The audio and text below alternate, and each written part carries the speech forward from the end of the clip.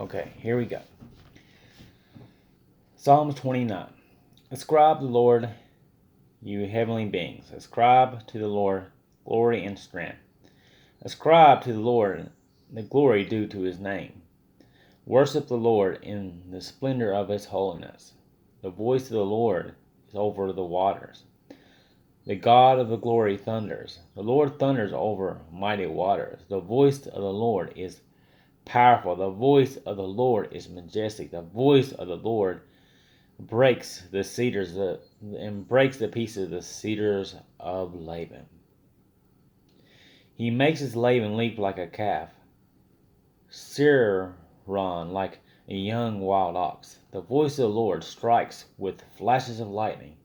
The voice of the Lord shaking the deserts and shakes the desert of Kadesh. The voice of the Lord twists the oaks, strips the forest bare. In his temple all cry glory. The Lord sits enthroned over the flood. The Lord is enthroned as a king forever. The Lord gives strength to his people. The Lord blesses his people with peace. Now you look at this psalm that again and again it talks about the voice of the Lord. Ascribe to the Lord. Ascribe to the Lord, it says. Glory and strength. Worship the Lord in his holiness.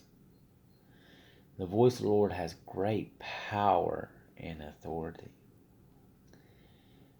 In Revelation, when Jesus returns, all Jesus has to do to defeat the enemies is speak the word, and the enemy is defeated. The voice of the Lord has great power to create the earth. When God spoke, this world came into existence just by the mere command of his voice. And we look at the many things that this verse has. And we look at the voice of the coming of the Lord Jesus Christ. When Christ calls out his sheep, his shepherd. The shepherd calls out his sheep. The shepherd says, the sheep shall know his shepherd's voice. So when Christ speaks out and speaks and calls his own, we will come to him in the clouds forever. So we see the voice of the Lord in verse 3. The voice of the Lord is over the waters, the great thunders, the mighty waters. The voice of the Lord is powerful, and the voice of the Lord is majestic. The voice of the Lord breaks cedars and breaks the piece of cedars of Lebanon. He's talking about how powerful the voice of the Lord is. He makes Lebanon leap like a calf and Sirion like a wild ox. It says his voice is as lightning.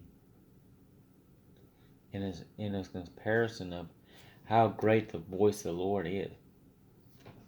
And talks about his authority. The Lord sits enthroned over the flood.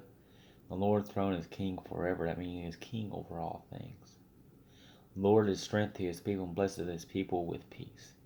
Now let's look at that last verse. And you see everything that's going on right here in this world. And you wonder where God is and why is he allowing this. And things are happening across this world. The evil is about, but that means Christ is about to call his sheep up. The shepherd is coming to gather his sheep and put them in the fold forever in all eternity in his kingdom. So we can be encouraged that God's voice is going to speak out and call his sheep to come in the gathering, the catching up the way, that it will happen very soon. Know this, to be encouraged, even though there's a lot of evil in this world and much trouble in this world, our shepherd is watching over us. He's calling out to us, come to me. No, God's authority and power and voice is great.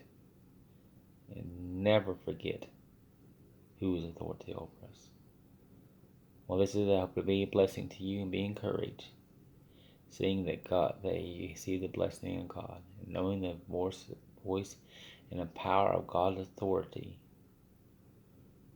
and how great He is. Well, remember this for this holiday, this week, and knowing that how powerful a God we have, and He's waiting to call those who call His own, and has authority over all things. Well, God bless, and you have a wonderful day.